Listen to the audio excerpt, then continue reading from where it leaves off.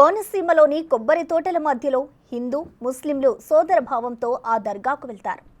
అక్కడ ఉన్న మహిమాన్వితుడైన బాబా సమాధిని పరమ పవిత్రంగా పూజిస్తారు. ప్రతి సంవత్సరం సెప్టెంబర్ నెలలో దర్గా వద్ద ఉరుసు ఉత్సవాలు నిర్వహిస్తారు. బాబా సమాధికి గంధం పూయడం, ఆ గంధాన్ని భక్తులకు అందజేస్తారు. స్థానికులే కాకుండా ఇతర జిల్లాల నుండి, ఇతర రాష్ట్రాల నుండి భక్తులు అధిక సంఖ్యలో తరలివస్తారు. ఆ దర్గా విశేషాలేమిటో మనము చూద్దామా?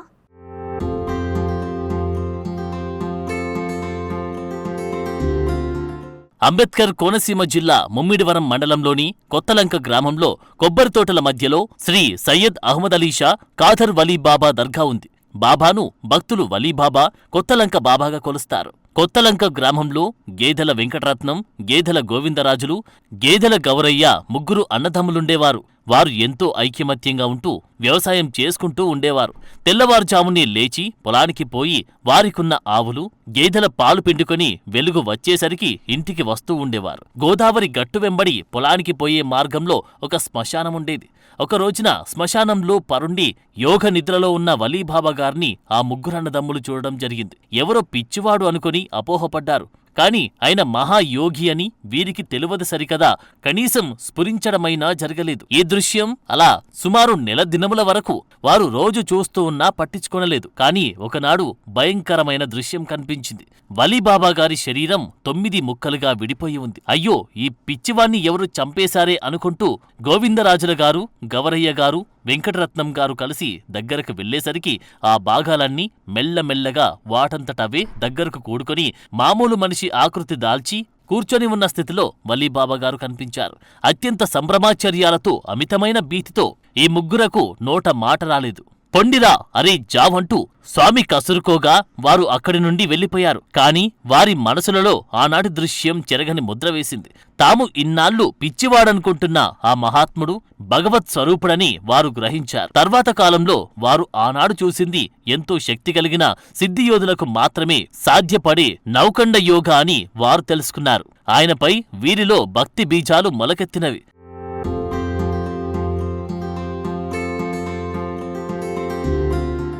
అహ్మద్ అలీ షా బాబా, అంతా నీ సేవలో ఉన్నాం. మీ అనుగ్రహం ఆశీస్సులు అందరికీ ఉండి మీ ఉరుసు ఇప్పుడు 78వ సంవత్సరం ఉరుసు చేస్తున్నాం బాబు. ఏ విధమైన ఇబ్బందులు లేకుండా వచ్చిన భక్తులు కూడా ఆనందంగా వెళ్ళేలాగా, అన్ని పనులు సక్రమంగా అయ్యేలాగా అల్లాకే పోరాదు ఒకరు బాబా. మీ అనుగ్రహం ఆశీస్సులు అందరికీ ఉండేలా కోరుకుంటున్నాం బాబా. మీకు ఇక్కడ ఏ సదుపాయాలు, అన్ని సదుపాయాలు ఉండేలాగా మేము అన్నీ చేస్తున్నామండి. ఇబ్బందులు లేకుండా మీ భక్తులందరూ కూడా రావచ్చు బాబు. బాబా గారు ఉద్యోగ రీత్యా కాదు, వ్యాపార రీత్యా కాదు, మీరు ఏదనుకుంటే అది ఇక్కడ జరుగుతుందండి. ఒక పిల్లలు పుట్టడం విషయంలో కూడా ఆయన మీకు బిడ్డలు ప్రసాదిస్తారు.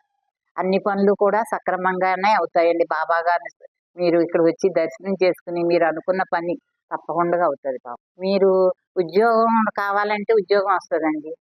వ్యాపార రీత్యా అభివృద్ధి చెందాలంటే వ్యాపారం అభివృద్ధి అవుతుంది. పిల్లలు లేని పిల్లల్ని ఇస్తారు. మీరు ఆరోగ్య రీత్యా కూడా ఆయన్ని స్మరించుకుని వెళ్తే అది వాళ్ళకి అన్ని సక్రమంగానే ఉంటాయి. నవఖండ యాగం కూడా చేశారు బాబు. ఆయన 9 భాగాలుగా శరీరం తీసుకుని అతుక్కున్నారండి. ఒక నుయ్య జల రాపోతే మంత్రిస్తే ఆ జల అలా పొందుకొచ్చిందటండి. ఎన్నో మహిమలు బాబా గారు చేశారు. కానీ ఆయన చూసే భాగ్యం మాకు లేదు. మా అమ్మగారు, మా పిన్ని గారు కూడా చేశారు. మా నాన్నగారు, మా తాతయ్యలు ముగ్గురు కూడా ఆయన సేవలో ఉన్నారు బాబు.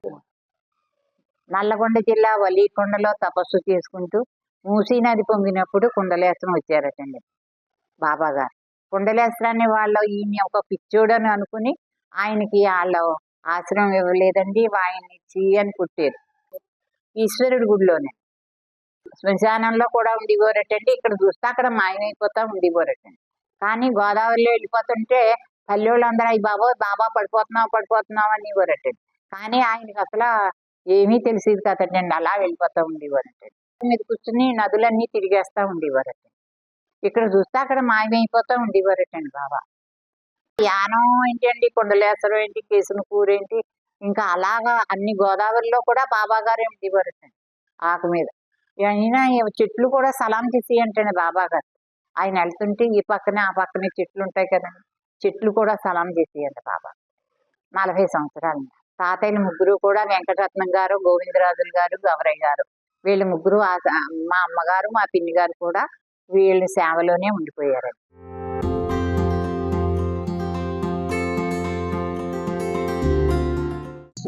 బాబా నేను వేదుల వారి ఆడపడుచుని.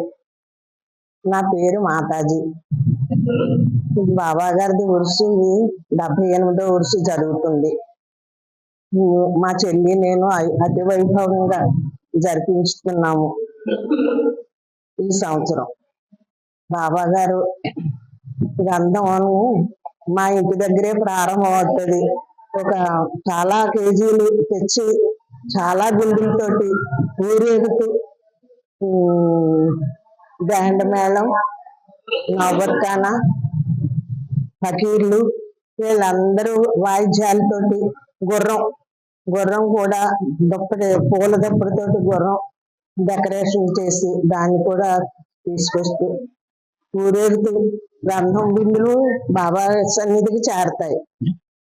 అప్పుడు అది పాఠ్యాలు అవి జరిగిన తర్వాత బాబా గారికి సమర్పణ అయిన తర్వాత ఆ ప్రసాదం ఈ 50 మంది భక్తులందరికీ కూడా, హిందూ ముస్లిం అందరికీ కూడా అది ప్రసాదం పంచిపెడుతూ ఉంటాం. తెల్లారేసరికల్లా ప్రసాదం పూర్తి అయిపోయేసరికి జనం, ఎక్కడ జనం అయినా వాళ్ళు కొంతమంది వెళ్ళిపోతారు, కొంతమంది ఉండిపోతారు. మిగిలిన 2 రోజులు కూడా దీపారాధన, జియారత్ కూడా జరిపించుకుని అప్పుడు మిగిలిన జనం వెళ్ళిపోతారు. ఇంతటితోటి బాబా గారు ఉత్సవం సమాప్తం. ఈ సంఘటన జరిగిన తర్వాత వీరికి వలీబాబా గారు చాలా కాలం కనిపించలేదు. ఆయన కుండలేశ్వరంలో ఉండినారు.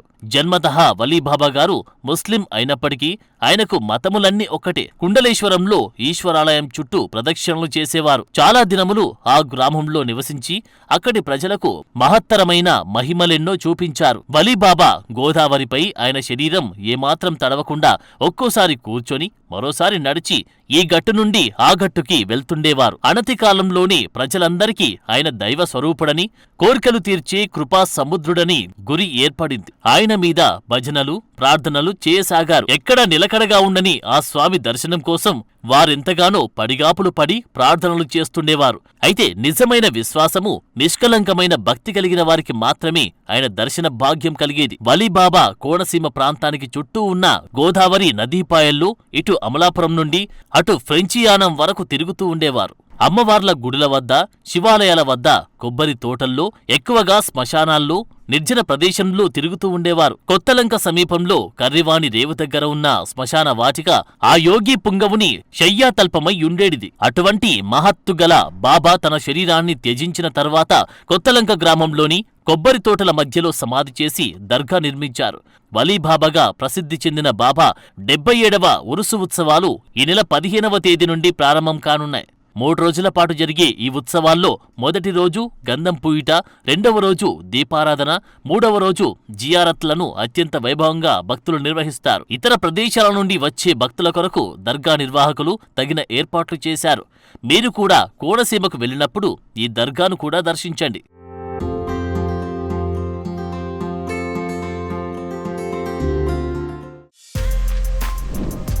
For more videos like this, subscribe Big TV channel.